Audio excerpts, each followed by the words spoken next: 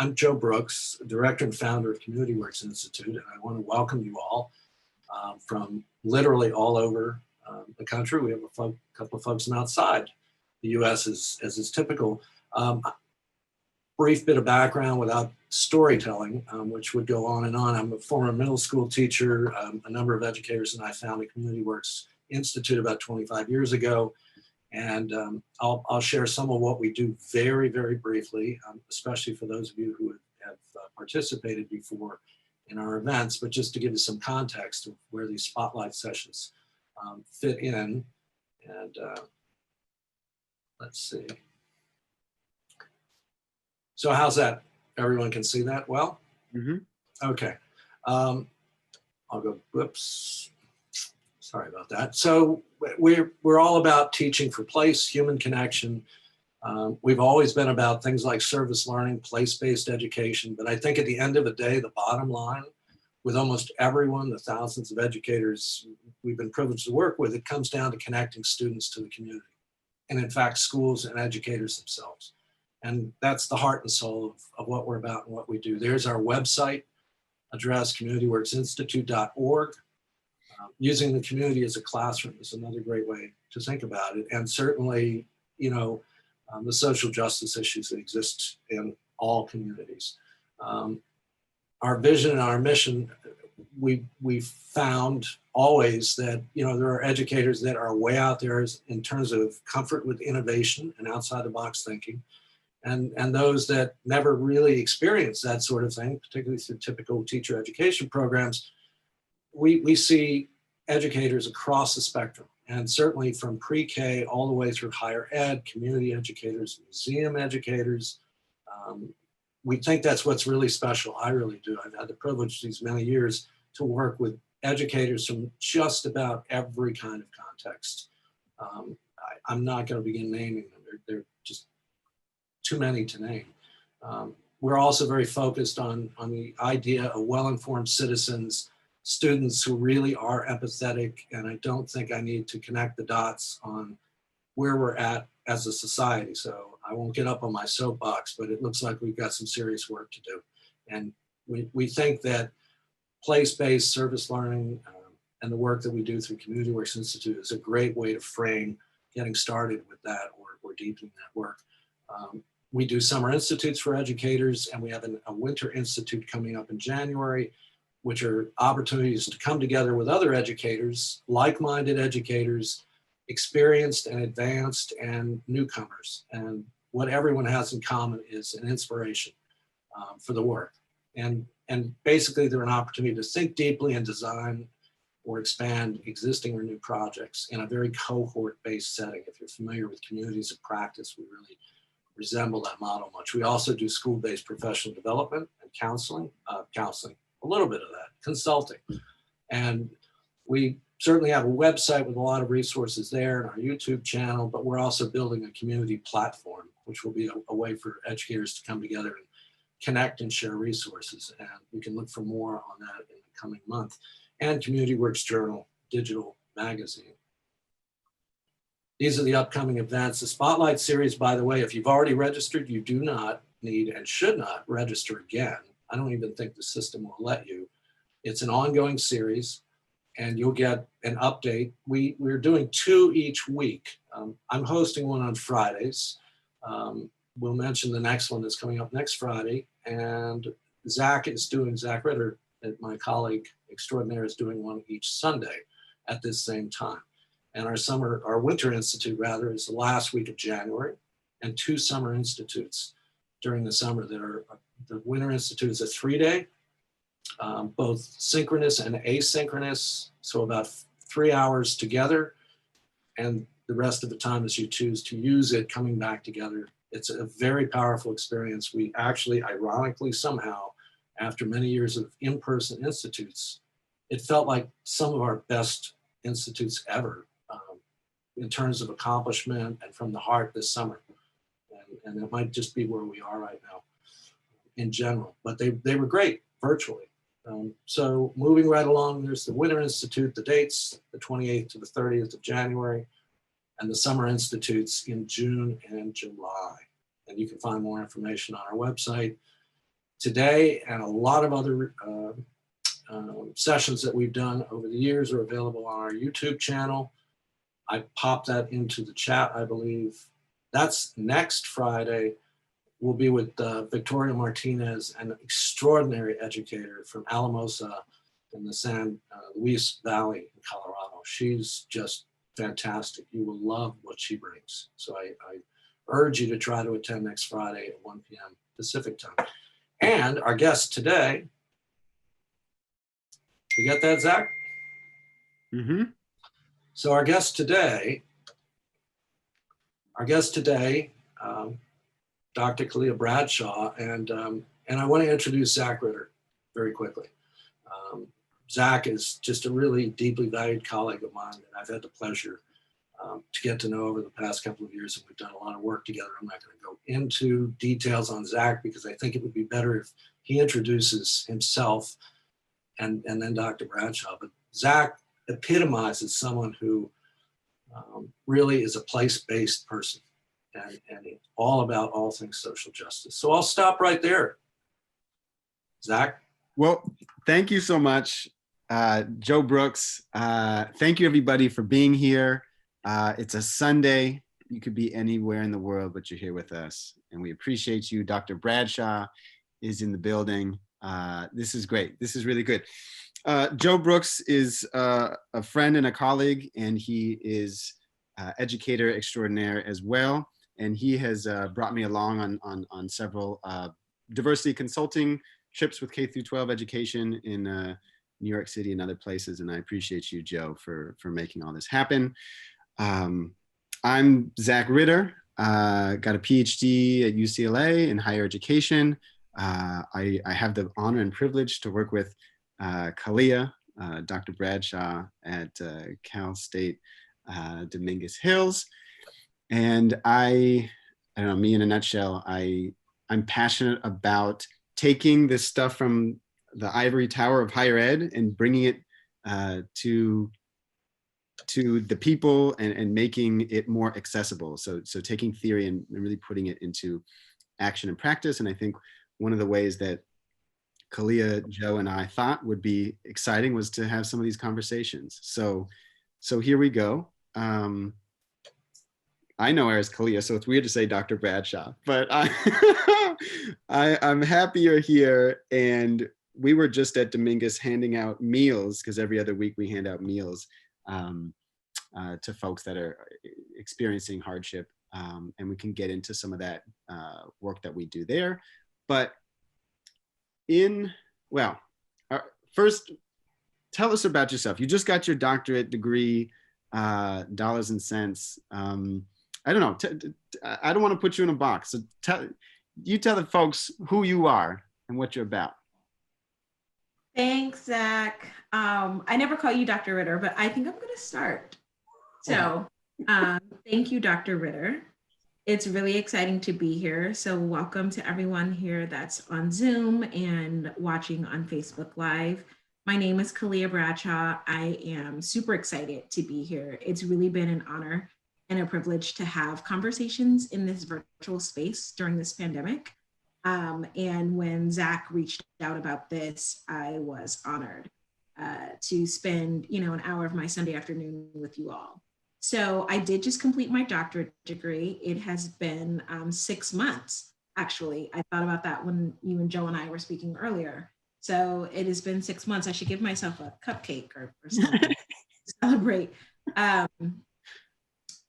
It's been a unique space since graduating. I think when I joined the program, the Educational Leadership Doctorate Program at Cal State Long Beach in the summer of 2017, I immediately began looking forward to 2020. Of course, 3 years ago, I had no idea what 2020 was going to bring. But this pandemic and this virtual space that we live in has forced me to really look at this concept of time. I am someone that's always been very obsessed with time in a little bit of a Mariah Carey kind of way. I don't know if you know that about her, but she has this very weird concept with time. She doesn't tell people her age. She just believes in celebrating the time. And I am like a calendar planner time freak of nature to the extreme. And I had been looking forward to 2020, summer 2020. I had this graduation party lined up. I had this huge trip to Jamaica with like 40 people going. And in an instant, literally, it went away.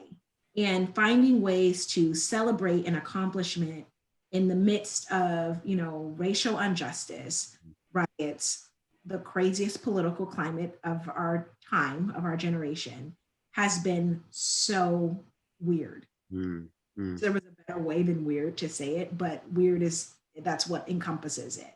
So being 6 months in with a doctorate doesn't feel like it because I haven't done anything that I thought that I was going to do. I'm not even going to work physically. So it's not like I got to change my name title on my door or anything. I changed my signature and that was my big, hooray.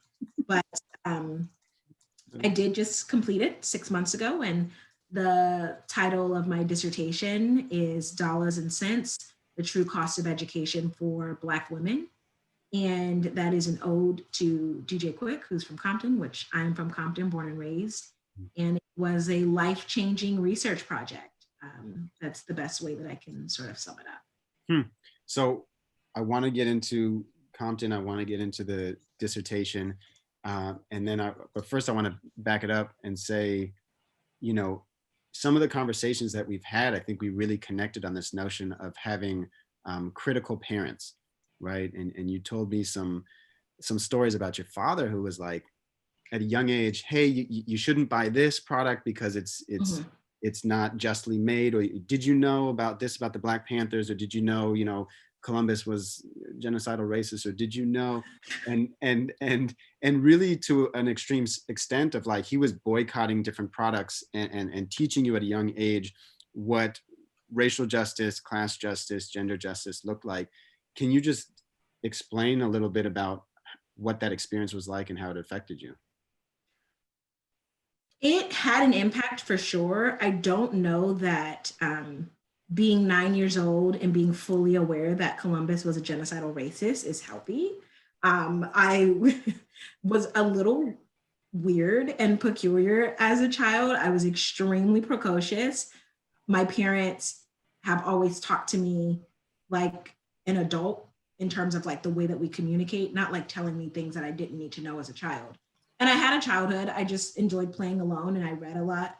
So, hindsight is 2020. I wouldn't want them to change anything, but there were some, I always knew about race. So sometimes I hear, colleagues and friends and they're like, yeah, I remember this first time I was aware, and they were 20. And I was like, what's 5? So I don't know that if I had children, I would do it the exact same way, but I don't have any regrets because I'm very hyper aware of who I am, and I always have been.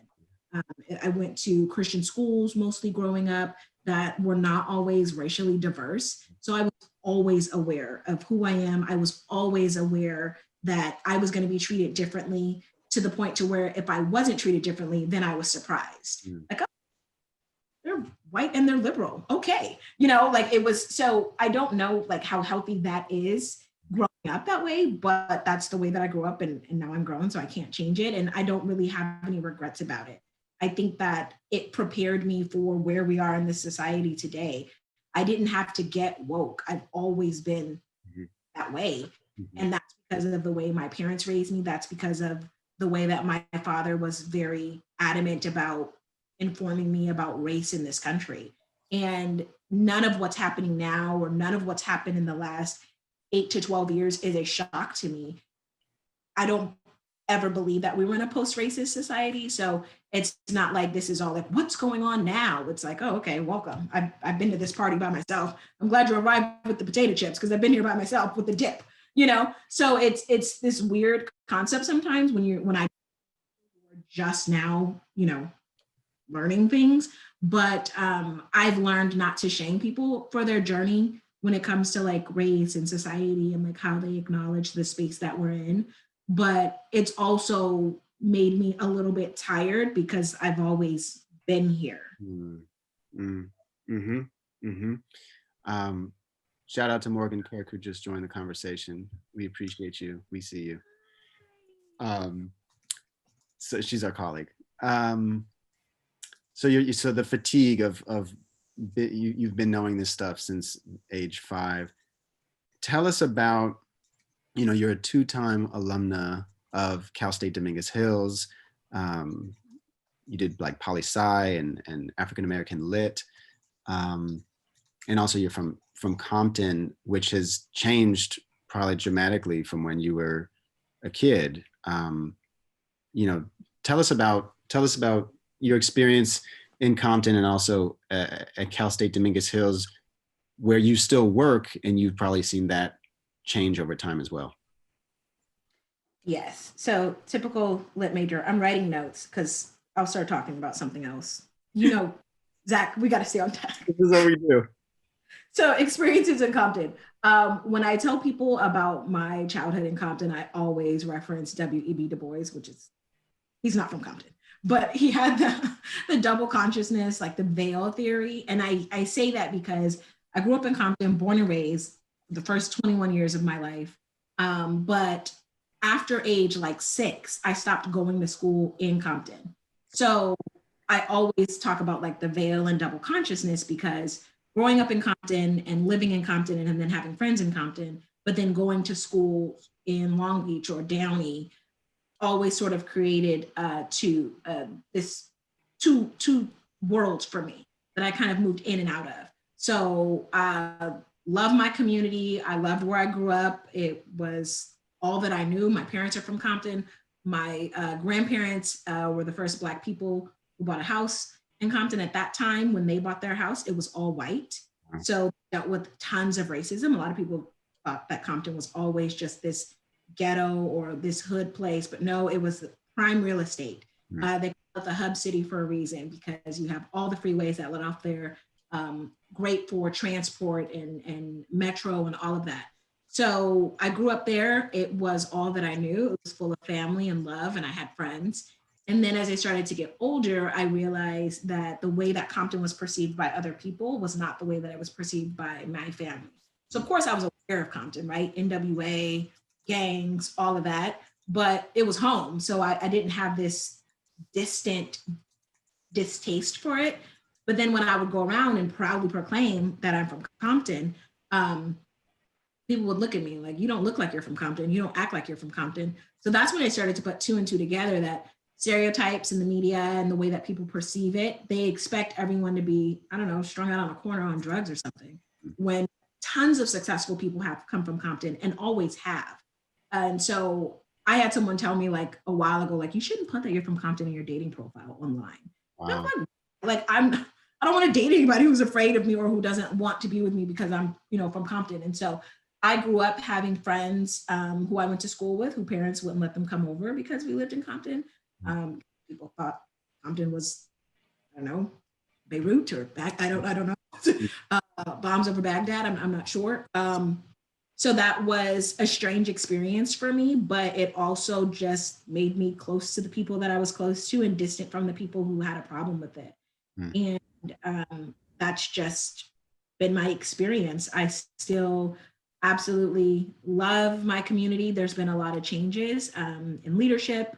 And I always root for Compton. I still shop in Compton. I mean, I live in Carson now, which is literally a stone's throw.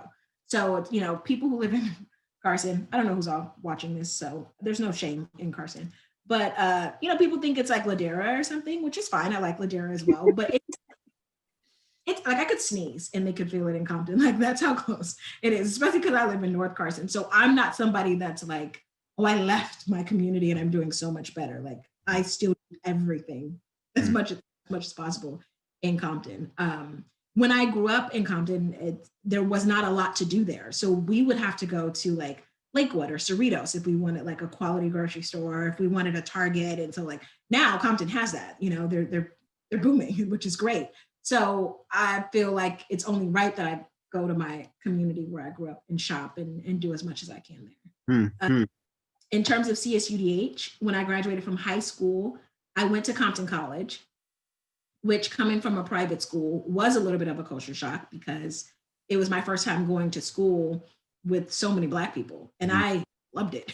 So I did that for 2 years, and then I transferred to Cal State Dominguez Hills, which was a local option. And for me, I don't know why I thought this. It had to be my mother, Brenda. I don't know, but I was never really into like, I have to go to this school so that I can be successful. I knew that I was going to be successful wherever I went.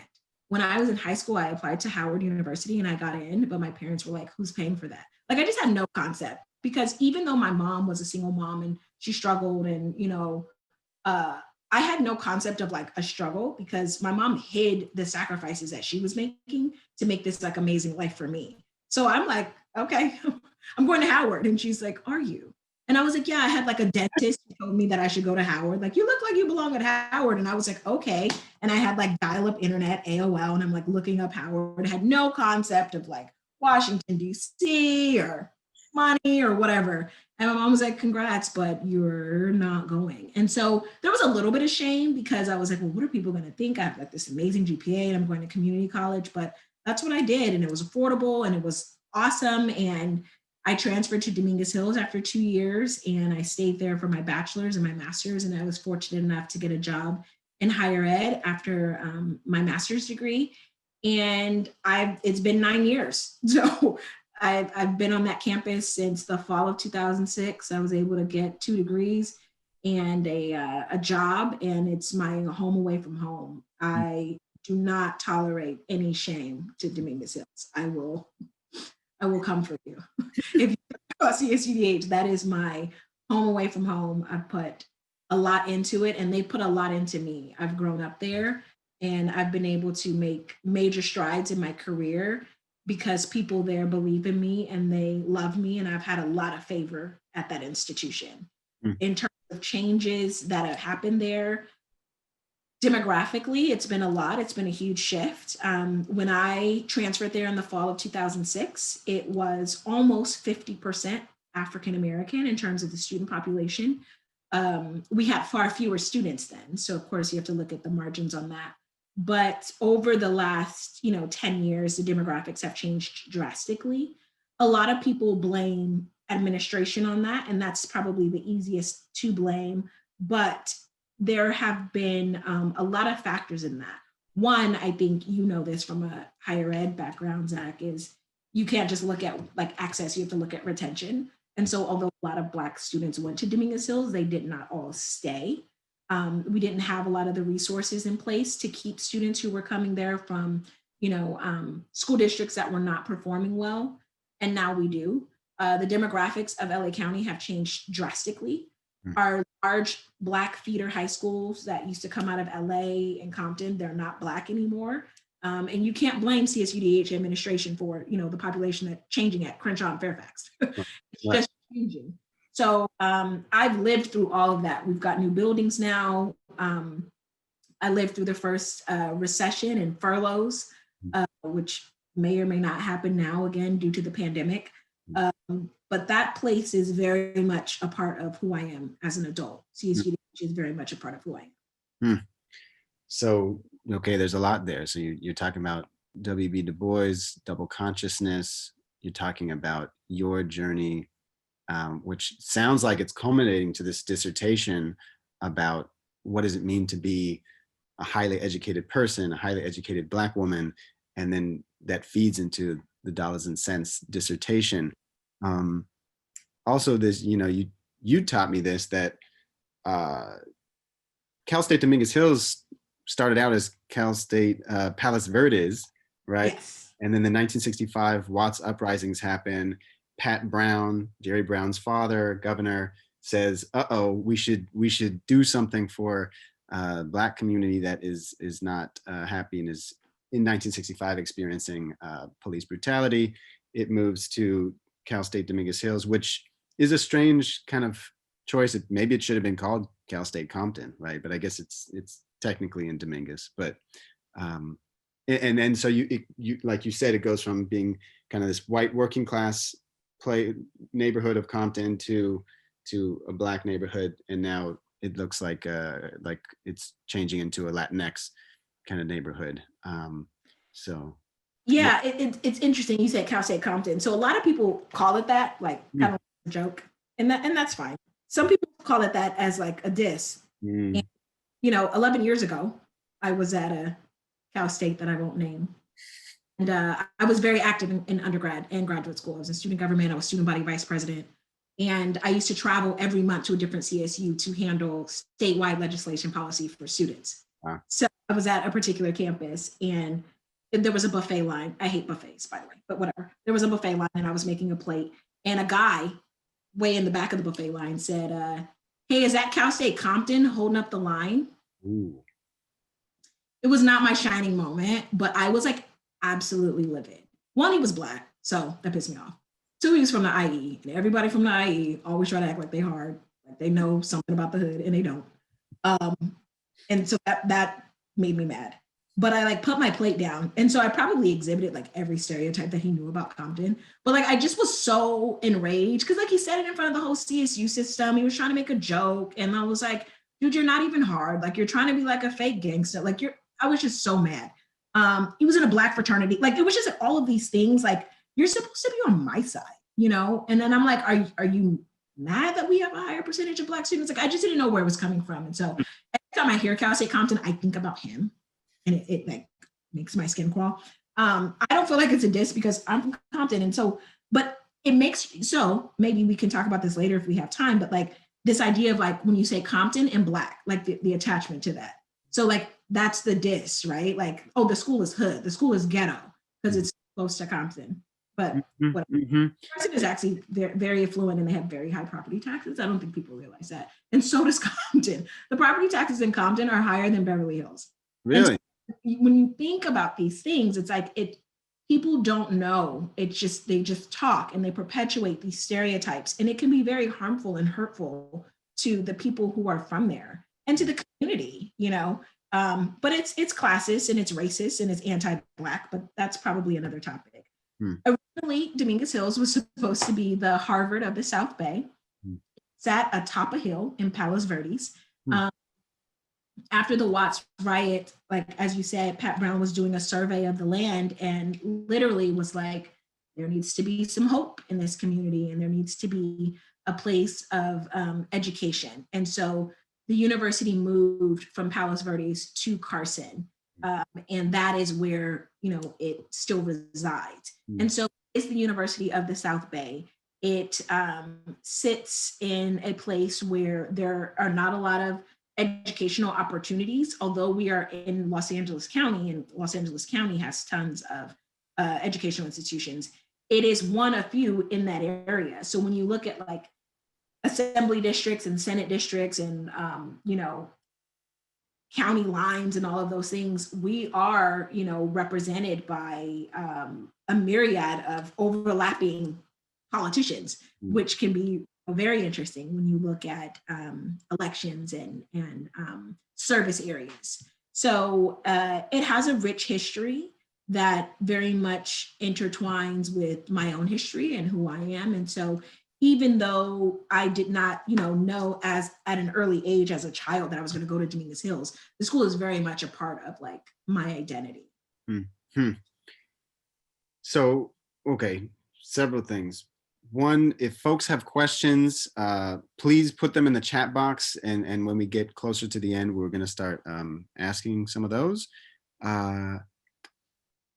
Tell us about the, dollars and cents, the true cost of education for Black women, because I feel like you're describing a lot of these socialization mechanisms that you've been experiencing in your life, and then at least, for me, sometimes research is me search. And I think, with that, I stole that from UCLA. So, and I wonder if some of your research is me search, or, tell us about the dissertation. What's going on? Okay. So when I started my doctorate program, I went in very green, as I often do sometimes. I had applied to Claremont the year before and had my admissions for a year. I was in a relationship at the time that I thought was going to be my last relationship. And I thought that I was kind of waiting for something to happen that never happened. And a week before the deadline closed at Cal State Long Beach, I was at brunch with a girlfriend, two of my good friends actually, and she was telling me about her first year in the program, and we had went to undergrad together, and she's a McNair scholar, and I just thought she was fabulous. And she's telling me about her first year in the program, and I'm like, I should do that. Like, what am I waiting for? It's probably the mimosas, right?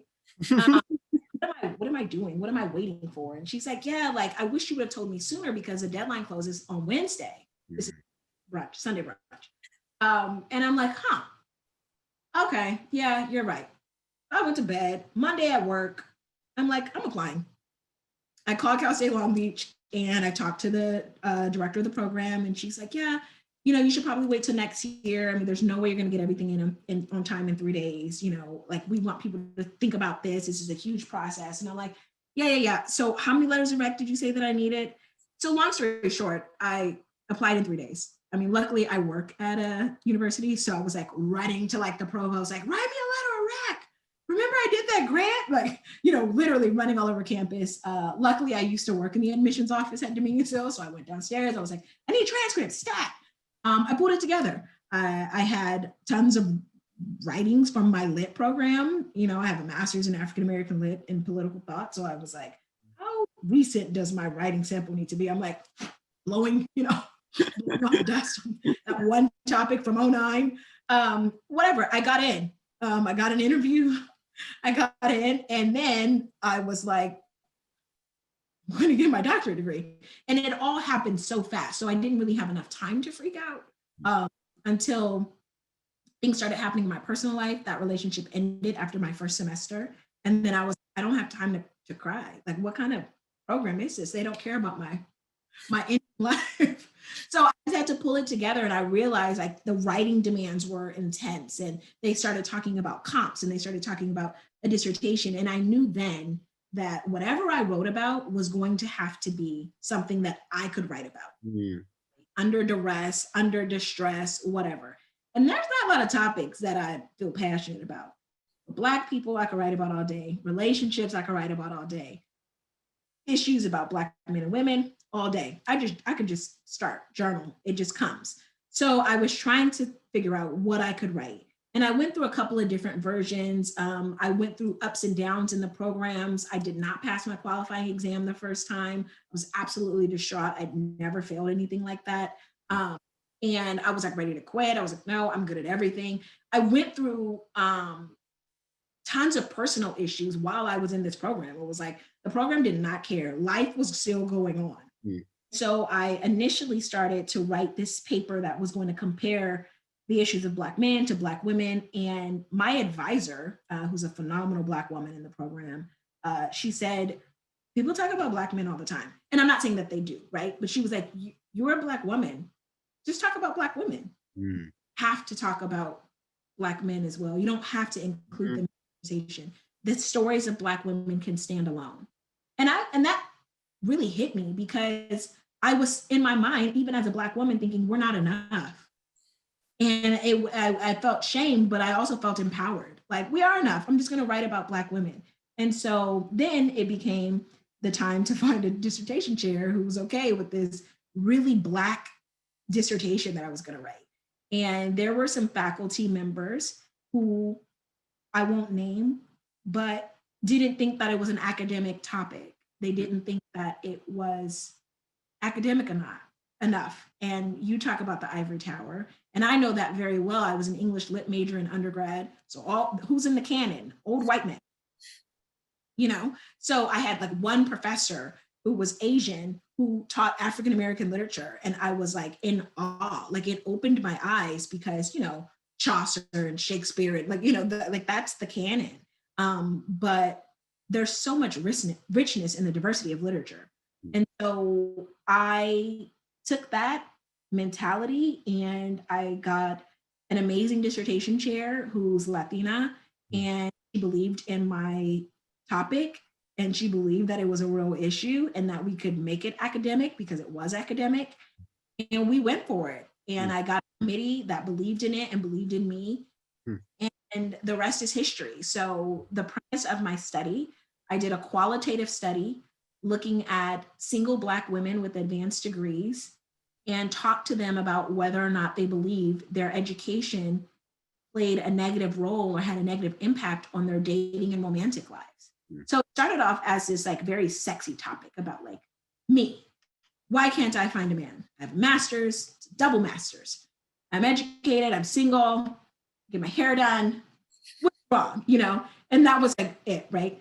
So then of course, my chair was like, you're gonna have to get some lit, like lit review. I was like, oh yeah, that part. So as I started to read and I started to do this research, I realized that it's not just one, it's not just a Black issue. It's not just about dating, but it's about the socioeconomic impact of Black communities. And the number one way for Black people to move up socioeconomically in this country is through marriage, right? And if Black people are not getting married at the same rate as other people or as white people, right? Because in America, everything is structured on this white supremacist, idea, then we're not around the tables. We're not having the right conversations. We're not in the right spaces. We're not being included, even like in marketing. I think I just saw on Instagram, there was like a pajama ad, right? And I don't even know, but it had like all these families in Christmas pajamas. But then like the Black family, it was just the Black woman and kids. Like this is like a penny ad. Like there are no Black dads they wear matching pajamas too, but it's like, it's just the way that we've been so accustomed in this country. Like they think all single Black moms are on welfare when statistics show that the number one person who receives welfare in this country is a white woman. Like, but that's not cool. That's not the picture. That doesn't mesh with like the stereotypes that we perpetuate. Like you got to the Black mom with all the kids and baby daddies kind of thing. And so the topic got very, very real, even in the middle of it. I didn't know what I was uncovering while I was writing it, but it ended up being this sort of expose on the lives of 47 women. If you're writing a dissertation and you're doing qualitative, do not get 47 participants. Being ambitious, that's not the time. Be ambitious in another way. That is not the time. You did qual, Zach. So I know, did you do qual or yes, 47. I did 47 people too. It was a lot. It was too much. Yeah. Don't do it. Don't do what Zach and I did. But I interviewed 47 women and those conversations changed my life. One, I didn't feel alone anymore.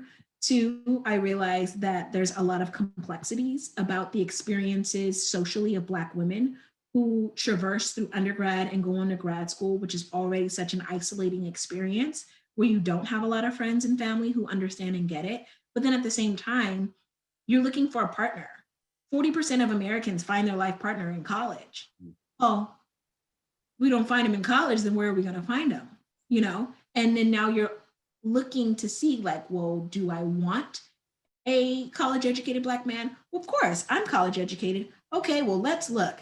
Oh, the pickings are slim. Okay, well, maybe he just needs to have a job. Oh, who has the most hiring and job issues in this country? Black man. Okay, well, let's see. And so it starts to be this really interesting dialogue that so many women have had over the course of time, but there hasn't been a space to talk about it. Richard Banks wrote a book called Is Marriage for White People? And it's actually, it should be an academic text. It's a page turner.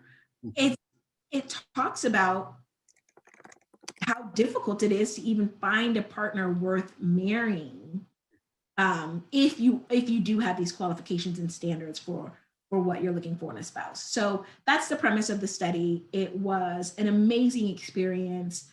I was able to defend my dissertation on May 29th and share the experiences of the participants who were so gracious to give me their time and energy to help bring my study to life. And I've been able to share it virtually on podcasts and in interviews, and it's really, really been worthwhile. So there's a lot there. So what is Ralph Banks saying about his marriage for white people, how the African-American marriage decline affects everyone?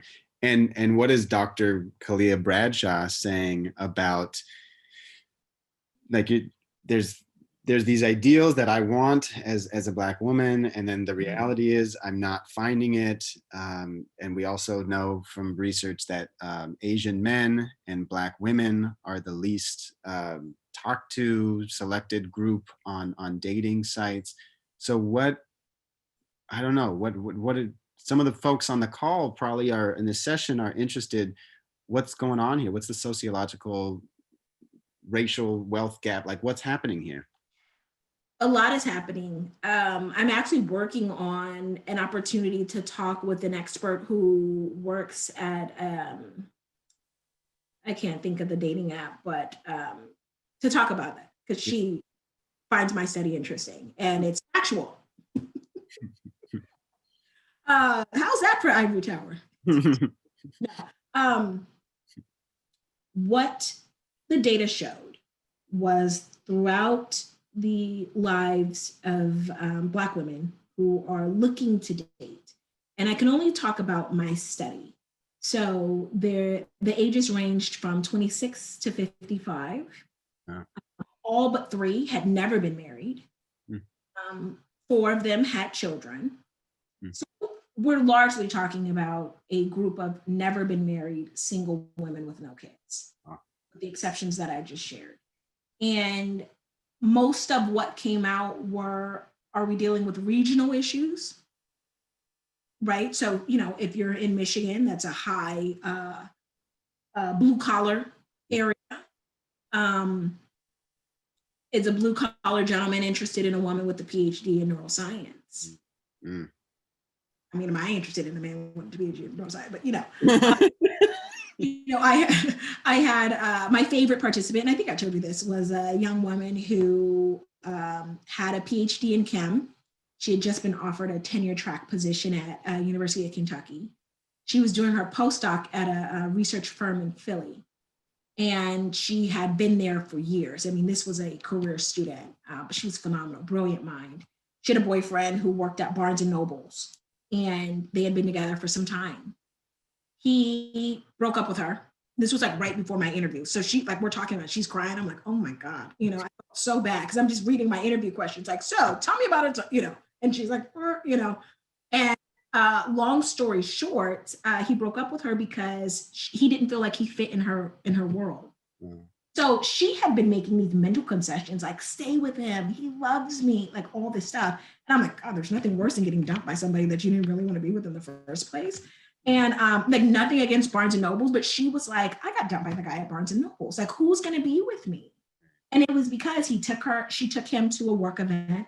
And like, maybe she's in the sciences. So I could see how that could be a bit overwhelming for the Barnes and Noble's clerk. I don't know, whatever. Sure. And so what that revealed was, she's like, if I can't meet a guy in Philly, I'm going to Kentucky. That, like, there are no Black men in Kentucky. And what are the chances that, like, the chair of chem is Black? You know, like, so it opened up this dialogue about, like, where you live being so much a part of, you know, how you date and who you date. There were people that I interviewed that would set their location on their dating app to, like, Atlanta, you know, and they were like in Boise, you know, just to see, like, what it was. And the other thing along that same line were women who were willing to relocate to increase their chances of love. You know, sadly, I was like, well, don't come to LA, you know. But there was this idea that, like, LA and, like, Atlanta and DC were, like, these huge metropolitan for, like, successful Black men. And there were women who were, like, ready to pack it up. Like, well, I'm in education, I can work anywhere. I have an MSW, I can work anywhere. And I was like, wow, like, you're really gonna move to try to find a man? Like, I'm not shaming you, but, like, it snows in DC, you know? So it was just this fascinating experience that revealed nothing really homogenous about it, but so many intricacies about, you know, being single and being Black, and how your education can really be, like, a negative. And it was sad, but there was a sense of community, and I can say that they were hopeful. Even the participant that I had that was 55, she had, like, real faith that she was going to meet a 60-year-old man with a master's that was find her on her porch or something. I don't know. It was encouraging, to say the least. And did you venture into areas of concessions where it's like, well, like, I guess maybe I'm not going to find a Black man and I have to, you know, do the cross-racial thing or whatever it is? Did people start making concessions after a while? Yeah, that was a question I asked. Are you interested in dating outside of the race? Would you marry someone who wasn't Black? Are you willing to wait for a Black man if you don't? There were a few, I would say less than 5, who would consider themselves sort of down with the swirl, as they say. But I knew that would make you laugh. But for the most part, they wanted a Black man. They believed in the Black family. They wanted to procreate Black and reproduce little Black Malcolm X kids. And, that was what they wanted. This was a pretty centric group. And to be fair, I advertised everywhere. My recruitment flyer was shared over 50 times. I had over 500 emails and messages from women who wanted to participate in my study. And I narrowed it down to, like 60, and then 47 made the cut. So just let me know that people want to talk about this. This is like a real thing. My goal, I'm in a postdoc now. I'm working on getting my dissertation turned into some journal articles. I will be working on a book, turning my dissertation into an actual book, and include additional research and studies to that. But this is a real thing. It's academic, but this could also be in essence in ebony, which is my goal. It's in non-academic spaces, because there's a lot of shame around women who aren't married. And there's like this joke like, oh, well, you're a career student, or your degrees will keep you warm.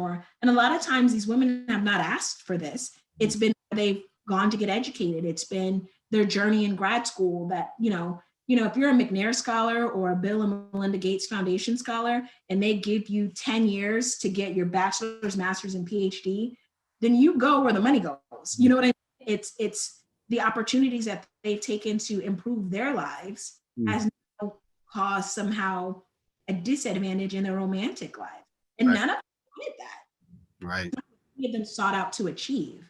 They want to be married. These were women who wanted to be married. I didn't interview anybody who was like a nun or wanted to be single by choice. The women who desired a life partner. Laura is asking, were there any LGBTQ folks that in the study?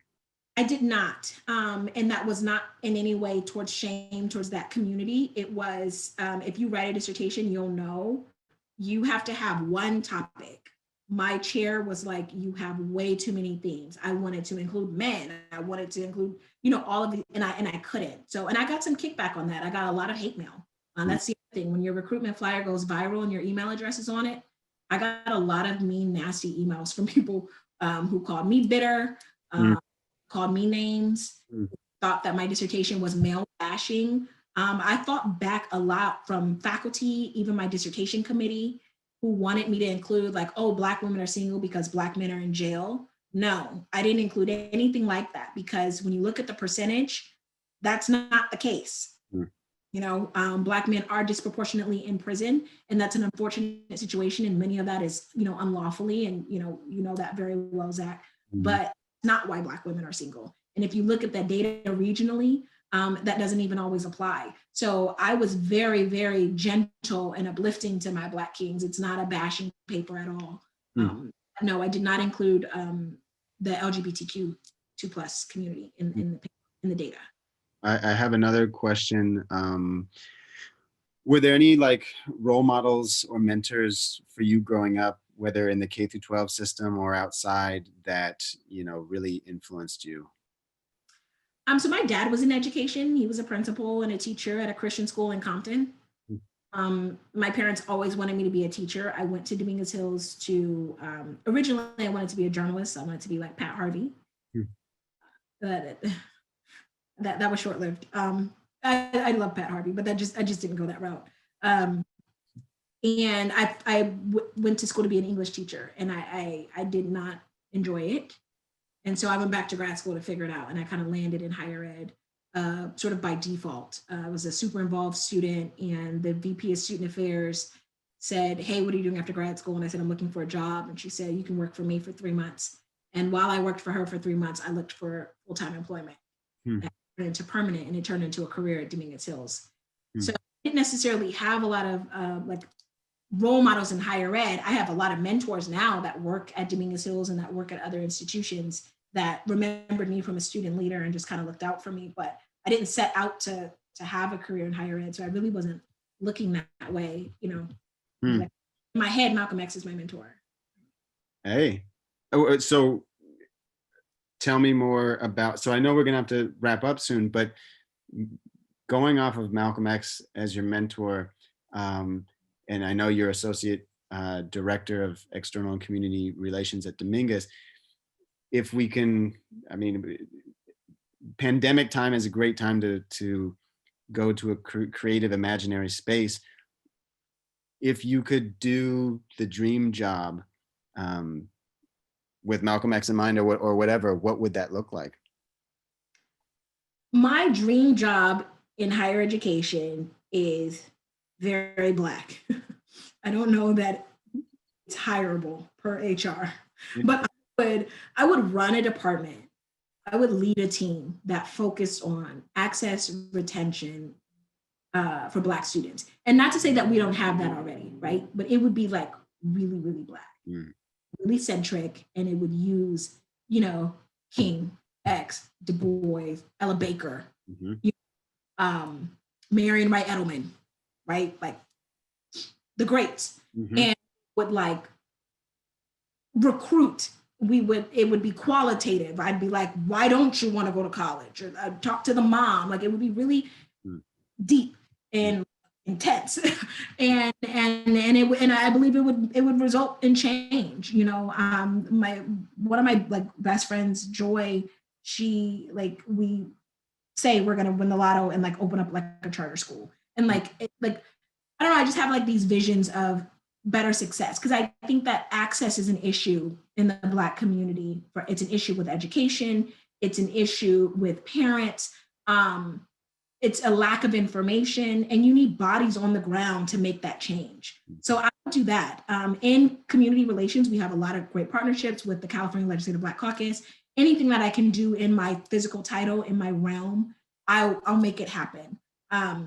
Getting students on campus to see it, to see people that look like them, to believe that they can do it. That's so important. I just got a call from an alum who wants to have doctors at a hospital in the South Bay area mentor students at Dominguez Hills who want to be doctors. And I'm like, I don't know what department's going to pick this up, but this is happening because their students, how are they going to know that they can be a doctor if they don't see doctors that look like them? And these are Black and brown doctors who want to mentor undergrad students. Oh my God, you got to bring this to Dominguez Hills. That's where we are. And so those types of things I get excited about, because higher ed is not just what we think it is. There's a whole other world that has to work on like cultivation and making these things happen. We were talking about, I wrote a little article about Afrofuturism and what higher ed could look like in a post-pandemic, and kind of, you know, keeping some of the greats in mind, you know, Angela Davis and McLeod Bethune and all these different folks. Like, and I have a question here from somebody. What, if there's K through 12 educators on the session right now, on the call, and higher ed educators, is there something that you would like to tell those folks that they could do or push for to help create that anti-racist institution, or to help, you know, Black and brown kids, or even achieve that kind of Afrofuturist vision of the future? I would say read. Like, you have to be informed. There's so much, and I say read because, like, don't watch a YouTube video unless it's a video like about a book that you read. This instant society, this sheep-like thing that's happening now, where I don't even want to go into politics. We got to do this again, Zach. But like, you have to read. You have to be informed. You have to have a grounded foundation for what your educational policy stands on, right? When I got interviewed for my doctorate program, they asked me, what book have you read recently? And I'm like, it's not recent, but it's The Miseducation of the Negro. Like, that book drives the way that I view education for everybody, especially Black people. You cannot have an educational policy that you stand on if you're not well read, if you don't believe that it's not fair for Black students or Latino students. Like, you have to know these things. It's not okay to just be naive about things anymore, or to just watch something on YouTube and be like, oh yeah, I believe that. Like there has to be a grounded foundation for what you stand on if you're going to be an educational leader. And there's just so many people who just talk and they sound ridiculous. There's just no grounds on it. And so that's very much like what I stand on. And I'm grateful for the downtime that this pandemic has brought. I've got like a stack of books up to here that I need to read. And yes, or just read an infographic. Oh, the infographics are killing me. But I'm like, I want to read even stuff that like I don't agree with. I try to read so that I can understand it a little bit more, and that just sharpens my stance against it. You have to know what the enemy is thinking, and so that's what it's very simple. Read. Mm-hmm. Mm-hmm. I love it. I love it. I want to take another question, but I feel like we probably should wrap up. Back in the studios, how are we doing? Should we call it a day? Okay. So my producer is saying yes, it's time to wrap up. So, Dr. Bradshaw, this has been amazing. We have to do this again because we didn't even get to politics. We didn't get to sports. I know. Pop culture stuff. We didn't get to the. I know. You know, I had my thing on shut up and dribble. We gotta do it again. We gotta do this again. That's right. That's right. And how many Laura Ingrams there are out there that are telling people to shut up and dribble, right? In so many different ways. It's sick. Yeah. I mean, we could do a whole session on that. So okay. So Joe, how do you want us to the slide? Yeah, put up the slide so we could do that. Thank you, Catherine. My email is in the chat. All right. So thank you everybody for coming.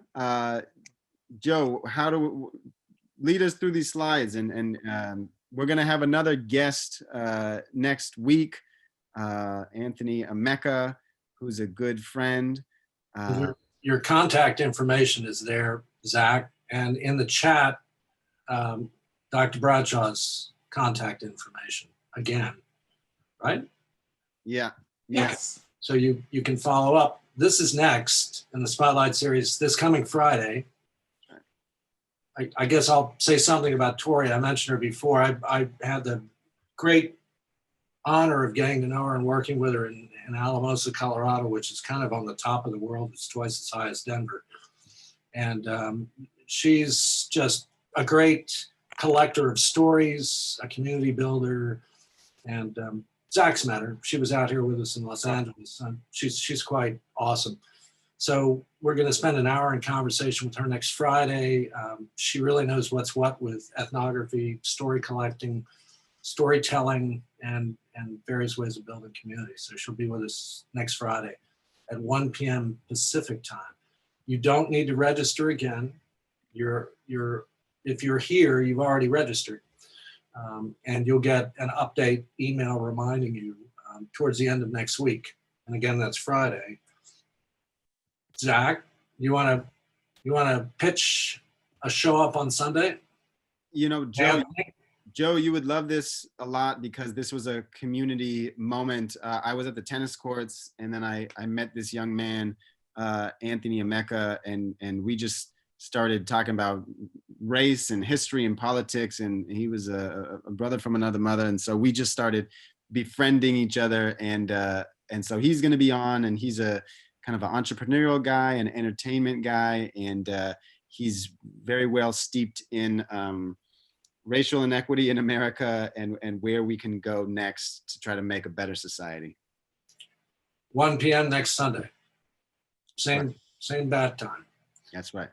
And this is a reminder that you can find today's session and share with friends and rewatch, as well as the sessions that have preceded in the first few weeks, and many other sessions that we've done on Community Works Institute's YouTube channel.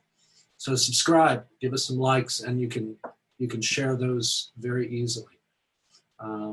Upcoming events, we've got more Spotlight series going into 2021, which seems to be roaring up upon us. if that's the right metaphor. And the Winter Institute, which I really urge you to think about joining us for. It's a 3-day intensive, in a nice way, a 3-day intensive with a lot of like-minded educators coming together, great training pieces, planning pieces, design pieces. At the risk of seeming self-serving, we get really high marks for the community that we build, and that's all about the people that show up for these institutes. You'll find information on the website January 28th to 30th. That would be Thursday, Friday, and Saturday. It's a mix of synchronous and asynchronous, real time, us all together, and asynchronous for those not in the know with the asynchronous. In other words, you're on your own. But we'll give you some great assignments and we'll come back the following day. And 2 summer institutes coming up in June and July, the 3rd week of June and the last week of July in 2021.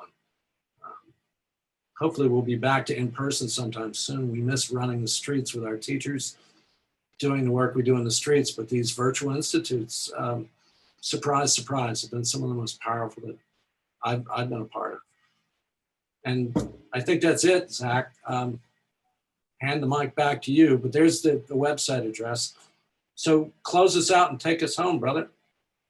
Yeah, I mean, look, Khaleah, thank you so much for coming. I mean, I learned more new things about you and your work. We didn't even get to talk about the impactful stuff that you do at Cal State Dominguez Hills, as assistant director. So, for another time. But I am grateful to the work that you do, and wherever you go, you're educating and enlightening and pushing the boundaries of what we are doing as educators and where higher ed can go. And you're not just staying in the highfalutin theory place. You're actually talking about, hey, what's going on with your relationship? Hey, what's going on? So you're interested in sports? Hey, student, what's going on? Do you need this food? Do you need, shelter and stuff like this? And you're able to switch between the theory and the practice really, really well. And I want to give you the last word of, if there's any lasting things that you want people to take from this, that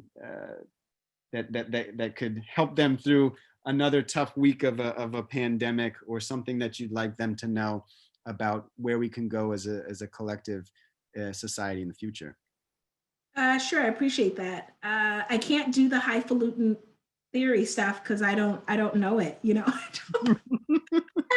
English lit background. So my first time taking student development theory was in my doctorate program, and I was like, oh my God, this shit doesn't work. Like, people really do, like, you think if a student comes into your office, you should like pull out Bowman and Deal. And I Bowman and Deal because that's the only ones that I remember. But so, and this is an educational space. Theory is important. I just have that background. So I had been doing work in higher ed, like just, let me tell you about what happened to me when I was 16, like using my own life. And I'm sure there's a theory for that. But, critical race theory works for everything, or like Black feminist thought. Like those are the only theories that I know. So I can never be like highfalutin. I don't fit in the NASPA world at all, because I'm like, yeah, let me know how that works with a student in crisis. Follow me on Twitter at @VKBradshaw. I have a website, KhaleahBradshaw.com, coming soon. I love to meet people where they are. So, these kinds of conversations, talking to people in education and outside of education, that's where the great work happens.